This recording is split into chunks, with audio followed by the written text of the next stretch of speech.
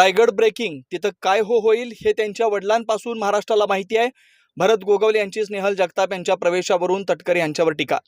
विधानसभा निवडणुकीतील भरत गोगावले यांच्या प्रतिस्पर्धी उमेदवार स्नेहल जगताप यांचा राष्ट्रवादी काँग्रेस पक्षात प्रवेश होतोय. यावर बोलताना भरत गोगावले यांनी स्नेहल जगताप यांचे वडील माणिकराव जगताप यांची आठवण करून देत नाव न घेता राष्ट्रवादी प्रदेशाध्यक्ष सुनील तटकरे यांना टीकेचं लक्ष केलं. राजकारणात नीतिमत्ता राहिली नाही, त्यांना बदल करायचा आहे, त्यांना कोणी रोखू शकत नाही. जे जात आहेत त्यांच्या वडिलांची काय परिस्थिती झाली या क्या महाराष्ट्राला माहिती आहे, असं विधान करत गोगावले यांनी तटकरे माणिक जगताप वादाची आठवण करून देत सुनील तटकरे यांचं नाव न घेता टीका केली. ब्युरो रिपोर्ट, तेज मराठी न्यूज, महाड, रायगड.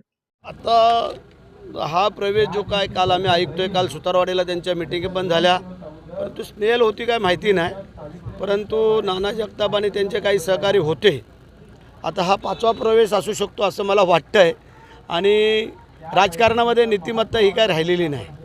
ज्या पक्षाने उमेदवारी दिली, ज्या पक्षाने त्यांना निवडून आणायचं काम केलं कार्यकर्त्यांनी, त्याला अजून 4 महिने पण झाले नाहीत.